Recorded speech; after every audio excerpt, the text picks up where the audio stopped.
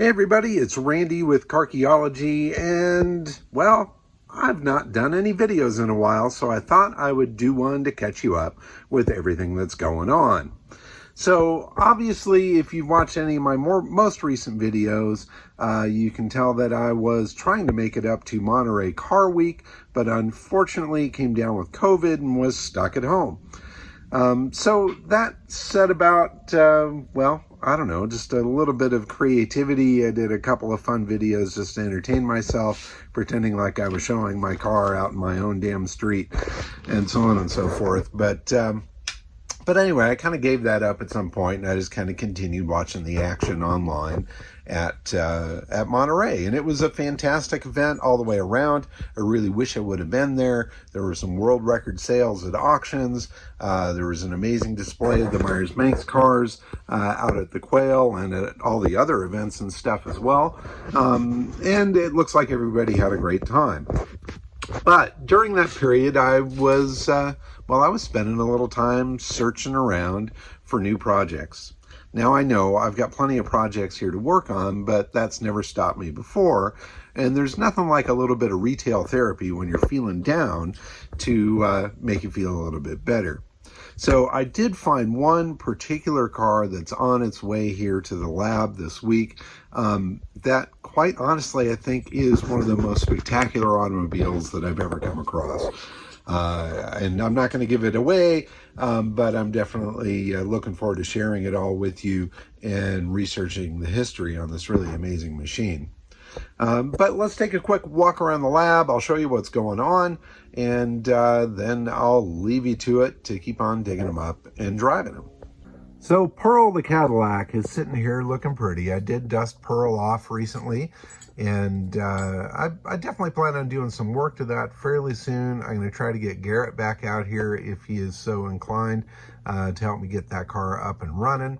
I did bring in this 1965 Beetle here to the lab, which is a one-owner, all-original paint car, doing some revitalization, some revival. The gas tank was full of crud from sitting so long, and then doing preservation on this car. So polishing up that original paint, trying to preserve all the originality as much as possible. We're going to replace only the items that need to be replaced. Had a miraculous thing happen with the door panels. These were actually covered with the same brown vinyl that you see here on the seat, and I carefully peeled that away to reveal the original 65 only two-tone door panels. So that's pretty awesome. The seats, we're going to have to do those seats, going to have to do floor mats and carpet. The original headliner did clean up pretty nice, so I think we'll be good with that. Missing a couple small pieces, little trim on the glove box door and that sort of thing. And getting it up and running and driving. So we did get it running just off of an alternate fuel source. It is the original engine in there. But the carburetor was gummed up, fuel pump was leaking. So I've got those off and those are being rebuilt. And we'll go back on there shortly. So that's been a really fun little project. I do have a paintless dent removal guy that's going to come out to try to work out some of the little dings and stuff that are in the body.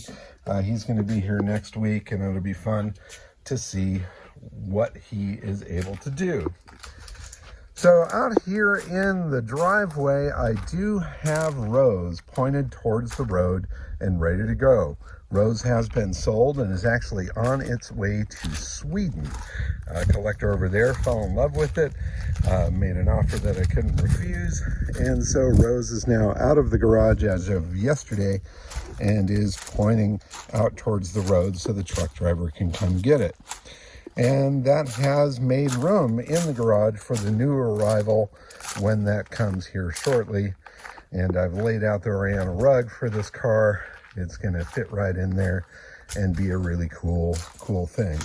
Did a little bit of work on the 356, installed dual carbs. I've been playing around with the buggies a little bit. This is the new old stock Manx body here. The resorter is tucked away in the back, and then DW buggy is here as well. Got a lot of junk piled up around here, and I've got some news upcoming for everybody. We're going to do a really big clear out sale of items that are piled up in the corners of the shop. and really kind of go through and lighten the load a fair bit. Gonna walk out here to the side here real quick. The Rosen Steel Coupe is waiting its turn, and dune buggy pile is getting, well, it's growing. So we've got a few buggies here. This is an original Manx that was recently discovered. Those are non-Manxes, but good for parts or whatever. And then we're still dealing with the insurance company on the fire damage that's over here, which is a real drag. But anyway, so that's the basics of what's going on out here in the shop and in the yard. In regards to the COVID situation, the whole family got it. We all recovered from it. It was nothing major, no worries. We were vaccinated, so we felt good about that. And so as a result, there were no major issues. Just, good proper cold, and had to sit down and deal with it. But in any case, that's what's going on here in the lab. Lots of fun stuff ahead, as well as some neat little projects that are going on, whether it be a small one like the cleanup and revival of this Beetle for a client, or a big one of the car that's coming on later this week. And again, I am blown away with this particular car that's coming in. It is absolutely next level stuff, and I can't wait to get it here. Until then, everybody, keep on digging them up and driving them. Thank you so much for watching. Please subscribe if you haven't, and keep on playing with your automobiles. Thank you so much. Bye-bye.